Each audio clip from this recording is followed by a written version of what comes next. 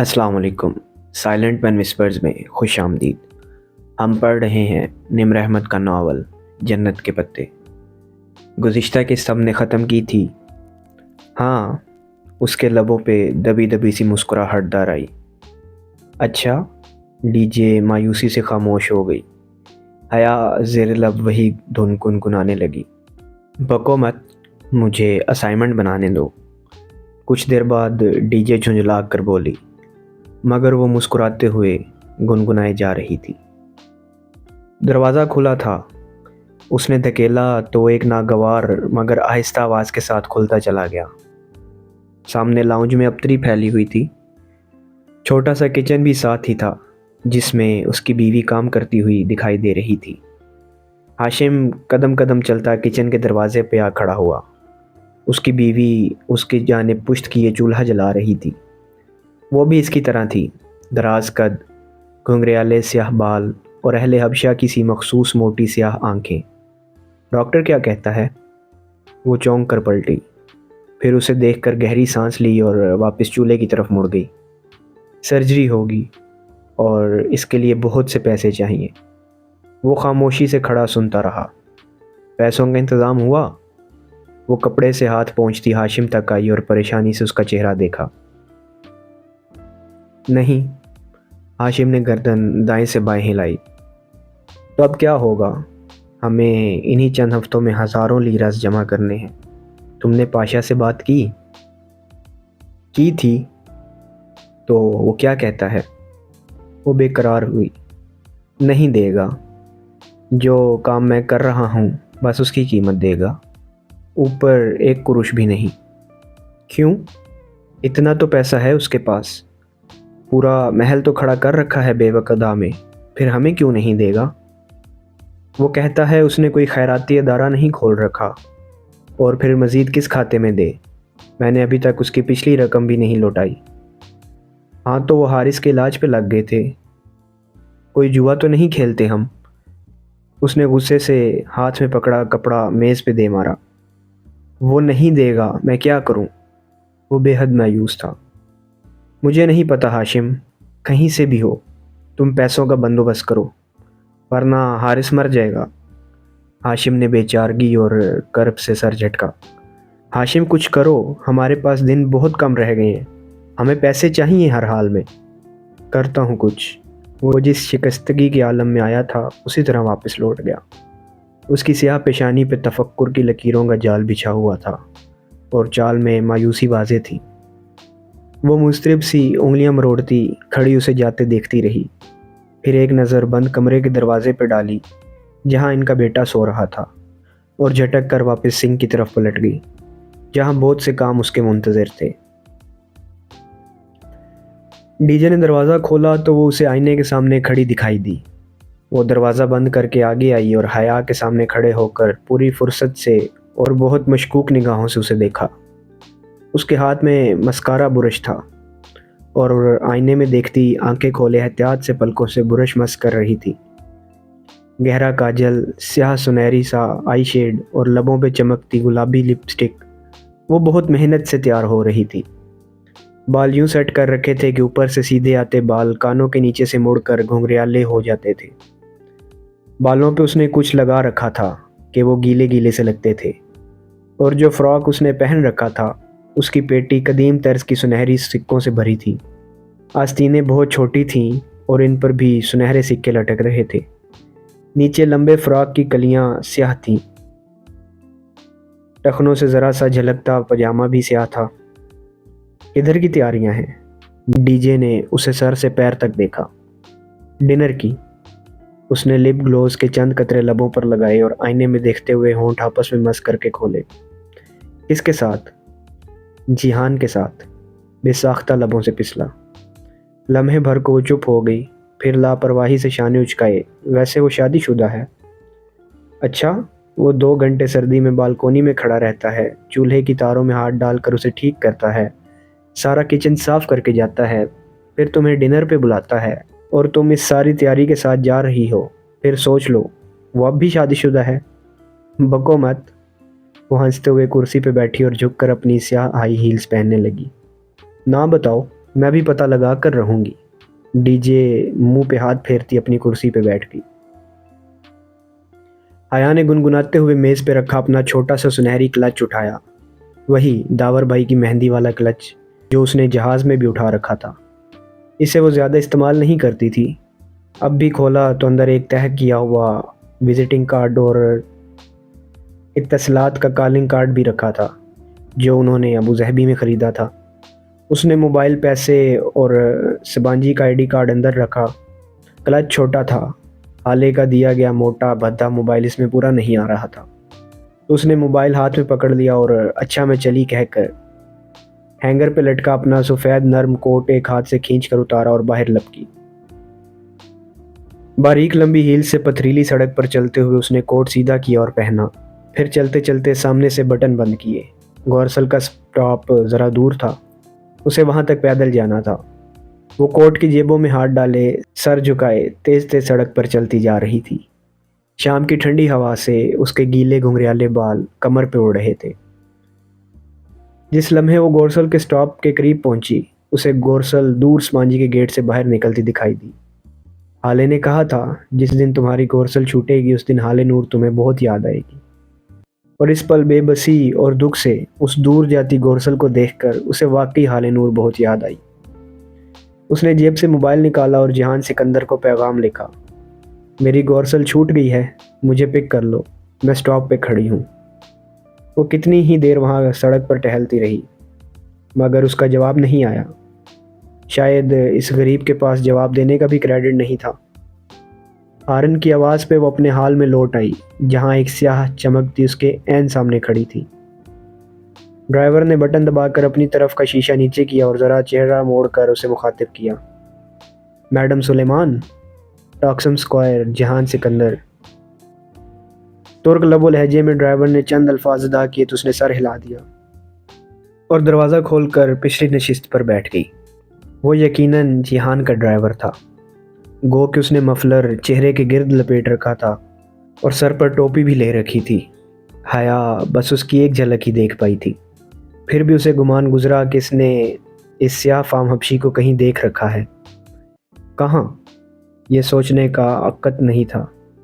وہ مسکراتے ہوئے جہان کو بہت شکریہ، میں پہنچ رہی ہوں لکھنے لگی۔ ذرا کی ذرا اس نے نگاہ اٹھا کر بیک ویو مرر میں ایک دو بار دیکھا مگر ڈرائیور نے اسے کچھ یوں سیٹ کر رکھا تھا کہ وہ صرف اپنا چہرہ ہی دیکھ سکتی تھی۔ ٹاکسم اسکوائر پر تاریکی کے پنچھی نے اپنے پر پھیلا رکھے تھے اور اسی مناسبت سے ہر سو بتیاں جگمگا رہی تھیں۔ پورا اسکوائر ان مصنوعی روشنیوں سے چمک رہا تھا۔ مجسمہ آزادی کے اطراف سے مخالف سمتوں میں سڑکیں نکل رہی تھیں۔ وہاں ہر سو ٹریفک کا رش تھا۔ مجسمہ آزادی کو چاروں اطراف سے گھاس کے ایک گول کے تہہ عرضی نے گھیر رکھا تھا، جیسے کسی پھول کی چار پتیاں ہوں اور ہر پتی کے کناروں کی لکیر پہ پتھریلی روش بنی ہوئی تھی۔ وہاں لوگوں کی خوب چہل پہل تھی۔ ڈرائیور نے اسکوائر کے مقابل ایک عمارت کی بیرونی دیوار کے ساتھ گاڑی کھڑی کر دی۔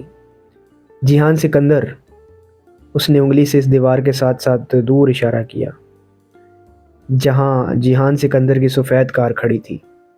یوں کہ وہ دیوار کے اس کنارے پہ تھی تو یہ سیاہ کار اس کنارے پر۔ اس نے دروازہ کھولا اور باریک ہیل احتیاط سے باہر سڑک پر رکھی۔ ٹاکسم اسکوائر کو اس کی ہیلز پسند نہیں تھیں۔ اسے اندازہ تھا وہ اپنی گاڑی کے ساتھ ہی کھڑا تھا، بونٹ کھول کر جھکے ہوئے کچھ تاریں جوڑ رہا تھا، سیاہ جیکٹ اور جینز میں ملبوس ہمیشہ کی طرح سے حلیے میں۔ وہ کوٹ کی جیبوں میں ہاتھ ڈالے سہج سہج کر چلتی اس تک آئی۔ وہ کچھ گنگناتے ہوئے ایک تار کو دوسری کے ساتھ جوڑ رہا تھا۔ ہیل کی ٹک ٹک پہ رکا اور گردن گھما کر دیکھا۔ سلام علیکم، اسے دیکھ کر مسکراتے ہوئے سیدھا ہوا۔ وعلیکم السلام، اس تاریک کونے میں کیا کر رہے ہو؟ میری کار ہر خاص موقع پر دغا دے جاتی ہے، اب بھی مسئلہ کر رہی ہے۔ خیر، میں فکس کر لوں گا، وہ ہاتھ جھاڑتے ہوئے لاپرواہی سے بولا۔ وہ تو تم کر لو گے، مجھے پتہ ہے، جہان سکندر کے پاس ہر مسئلے کا حل ہوتا ہے۔ وہ دھیرے سے ہنسی۔ تم بتاؤ، پورے اسکوائر پہ مجھے تلاشتے تمہیں کتنی دیر لگی؟ اور بس پہ آئی ہو؟ نہیں، تمہاری بھیجی گئی شوفر ڈرون کار میں آئی ہوں۔ وہ دھیرے سے ہنس دیا۔ یہ طنز کہاں سے سیکھ لیے تم نے؟ میں اتنا غریب بھی نہیں ہوں کہ یوں مذاق اڑاؤ۔ وہ ہنس کر سر جھٹکتا اب یونٹ بند کر رہا تھا۔ حیا نے گردن پھیر کر پیچھے دیکھا۔ طویل دیوار کے اس سرے پہ وہ سیاہ کار اسی طرح کھڑی تھی۔ تمہیں میرا میسج نہیں ملا؟ وہ قدرے بے چینی سے بولی۔ میسج؟ جیہان نے جیب تھپ تھپائی۔ میرا موبائل کہاں گیا؟ اس نے دوسری جیب میں ہاتھ ڈالا اور اپنا اسمارٹ فون نکالا، پھر اس کی اسکرین کو انگلی سے چھوا۔ نہیں، اس نے اسکرین حیا کے چہرے کے سامنے کی۔ وہاں ان باکس کھلا تھا اور حیا کا کوئی پیغام نہ تھا۔ حیا بے اختیار اپنے ہاتھ میں پکڑے فون کو دیکھا۔ اس پر پیغام رکنے کا نشان نظر آ رہا تھا۔ اس نے جلدی سے بٹن دباتے ہوئے آؤٹ باکس کھولا۔ اس کے دونوں پیغام وہیں رکے تھے۔ اوہ، بیلنس ختم تھا۔ تو ظاہر ہے پھر میسج کیسے جاتا؟ کوئی خاص بات تھی کیا؟ وہ کار کو لاک لگا رہا تھا۔ تم نے مجھے اس پارکنگ ایریا میں ڈنر کرانا ہے یا کسی مہذب جگہ پر؟ وہ بات بدل گئی اور کنکھیوں سے اس نے اس لش پش چمکتی سیاہ کار کو دیکھا جو دور کھڑی تھی۔ اسے کس نے بھیجا؟ وہ کچھ بھی سمجھنے سے قاصر تھی۔ اگر یہ کار میرا اتنا وقت ضائع نہ کراتی تو میں اب تک کسی ریسٹورنٹ میں جگہ ڈھونڈ چکا ہوتا، لیکن اب بھی دیر نہیں ہوئی۔ دونوں ساتھ ساتھ سڑک کے کنارے چلتے رہے۔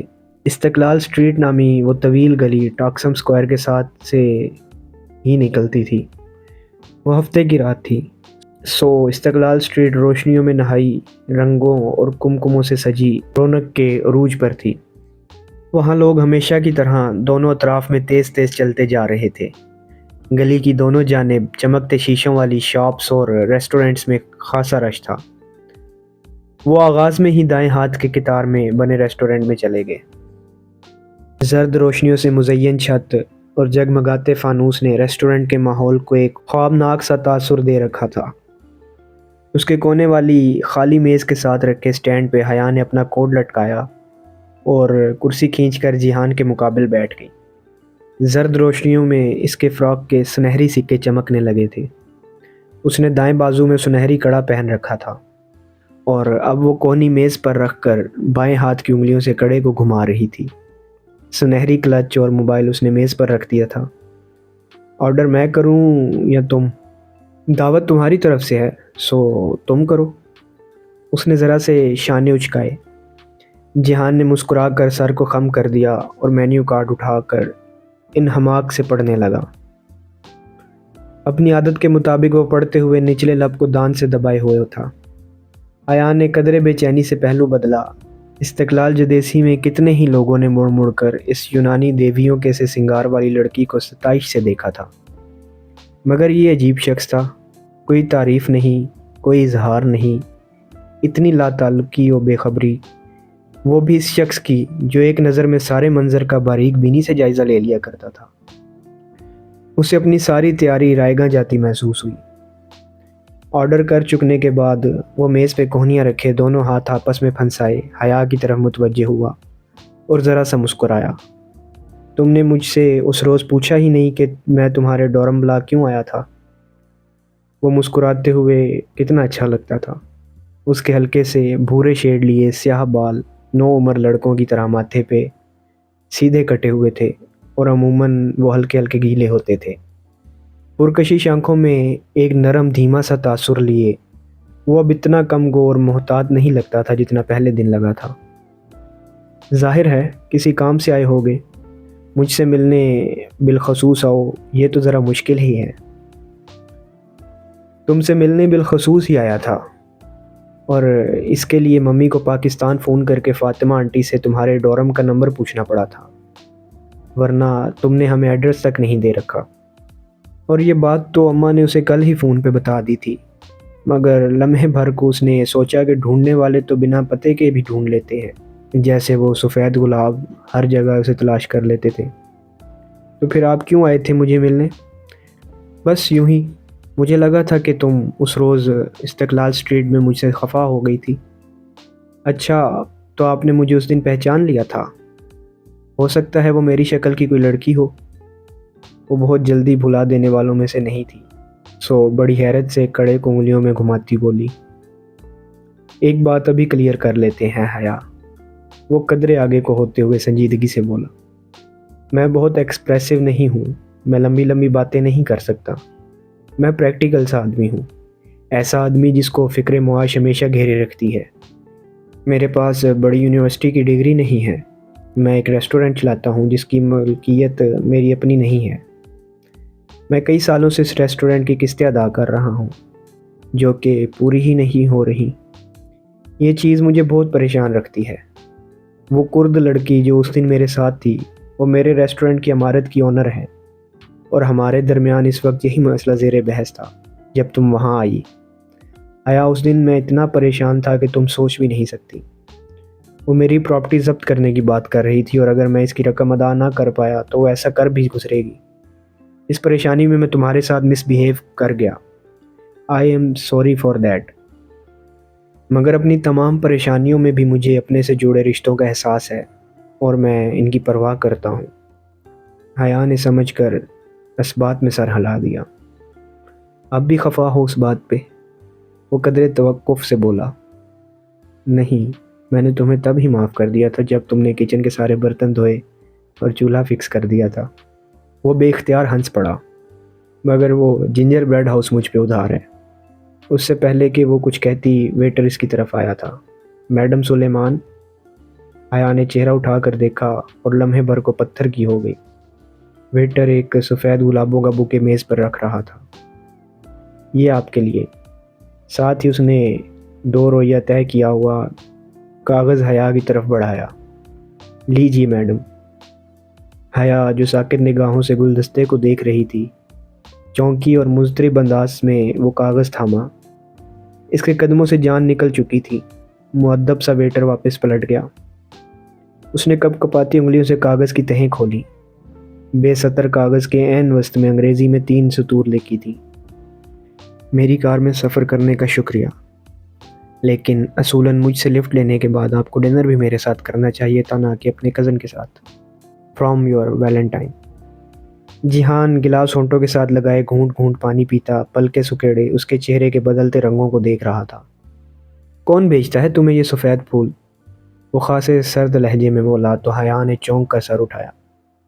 چند لمحے بیشتر کی گرم جوشی جہان کی آنکھوں میں مفقود تھی۔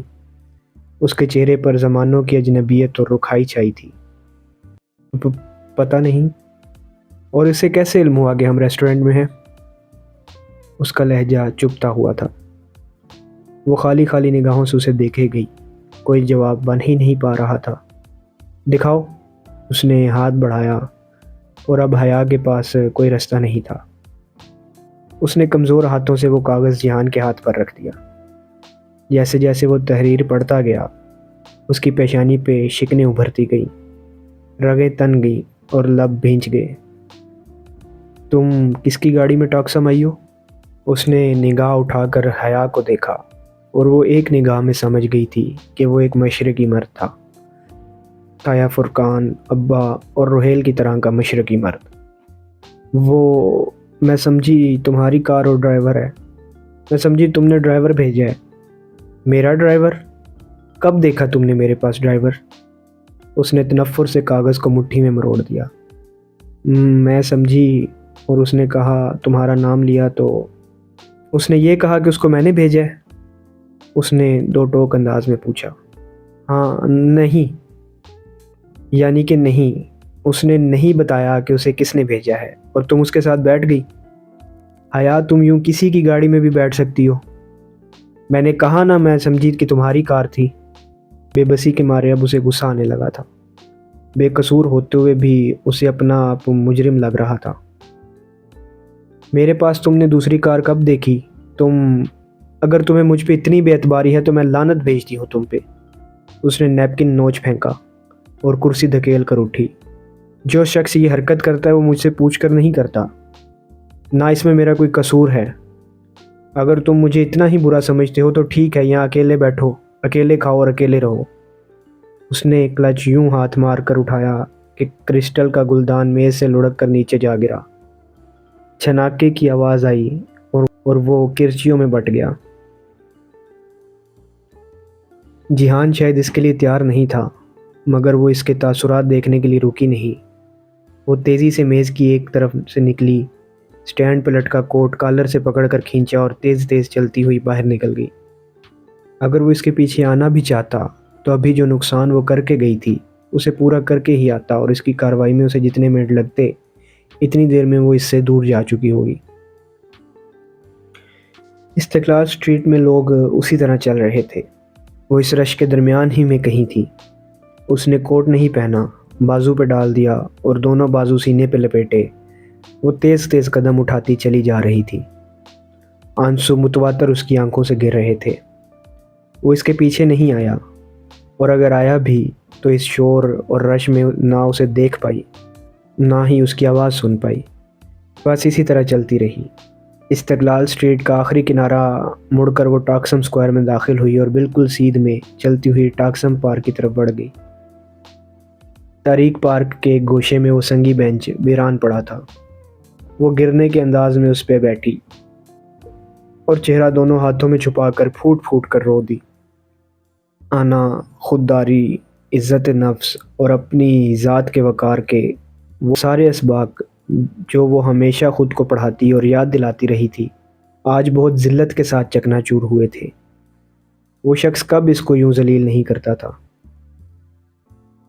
یوں بے مول بے وقت نہیں کرتا تھا۔ اسے ایک موقع بھی یاد نہ آیا، ہمیشہ ہر دفعہ وہ یہی کرتا تھا، یا پھر ایسا ہو جاتا تھا۔ آخر کب تک یوں چلے گا؟ بہت گرا لیا اس نے خود کو، بہت جھکا لیا، بہت بے مول کر لیا۔ اب وہ مزید نہیں جھکے گی، اب اسے جھکنا پڑے گا۔ بس آج یہ طے ہو گیا۔ اس نے بے دردی سے آنکھیں رگڑتے ہوئے سوچا، پھر ارد گرد پھیلی رات کو دیکھا تو واپسی کا خیال آیا۔ اس نے گود میں رکھا سنہری کلچ کھولا تاکہ موبائل نکال سکے، مگر اوہ، موبائل تو اس میں پورا ہی نہیں آتا تھا۔ وہ تو اس میز پہ رکھا تھا، اور وہ کوٹ اٹھائے باہر بھاگی۔ اپنا ترکی والا بھدا موبائل وہ ریسٹورنٹ میں چھوڑ آئی تھی۔ اسے ہر حالت میں موبائل واپس اٹھانا تھا، چاہے جہان سے سامنا ہو یا نہ ہو۔ چند منٹ بعد وہ ہانپتی ہوئی واپس استقلال اسٹریٹ میں اس ریسٹورنٹ کا دروازہ دھکیل کر اندر داخل ہوئی تو کونے والی میز خالی تھی۔ وہ دوڑ کر اس میز تک گئی اور ادھر ادھر چیزیں اٹھا کر موبائل تلاشا، مگر وہ کہیں نہیں تھا۔ کرسٹل کے ٹوٹے گلدان کی کرچیاں بھی اب فرش سے اٹھا لی گئی تھیں۔ Problem madam? وہ آواز پہ پلٹی تو وہی باوردی ویٹر جس کی ناک پہ موٹا سا تل تھا متفکر سا کھڑا تھا۔ وہ بوکے اسی نے لا کر دیا تھا۔ میرا موبائل تھا اس میز پہ، وہ پریشانی سے گھنگریالی لٹے کانوں کے پیچھے اڑستے ہوئے بولی، اور میز پہ چیزیں پھر ادھر ادھر کرنے لگی۔ جی ہاں پڑا تھا، مگر جب آپ گلدان گرا کر گئیں تو آپ کے ساتھ جو صاحب تھے انہوں نے وہ موبائل رکھ لیا، اور مجھے کہا تھا کہ اگر آپ آئیں تو میں بتا دوں کہ وہ فون انہی کے پاس ہے۔ ویٹر نے ٹوٹی پھوٹی انگریزی میں بتایا۔ اوہ اچھا۔ اس کے تنے ہوئے اعصاب ڈھیلے پڑ گئے۔ ملنے کا ایک اور بہانہ۔ وہ چلا گیا؟ جی، وہ بل پے کر کے فوراً آپ کے پیچھے باہر دوڑے تھے۔ آپ کو نہیں ملے؟ نہیں، شکریہ۔ وہ پھولوں کے متعلق کچھ پوچھنے کا ارادہ ترک کر کے باہر نکل آئی۔ استقلال اسٹریٹ پہ قدم رکھتے ہوئے اس نے کوٹ پہن لیا۔ اب اسے کافی دیر تک ٹاکسم اسکوائر پر گورسل کے انتظار میں بیٹھنا تھا۔ آج کے لیے اتنا ہی، اب مجھے اجازت دیجیے، اور ہمارے چینل کو سبسکرائب کیجیے، ویڈیو کو لائک کیجیے اور بیل آئیکن کو لازمی دبائیے تاکہ ہمارے آنے والے نئے ایپیسوڈز آپ تک پہنچ سکیں۔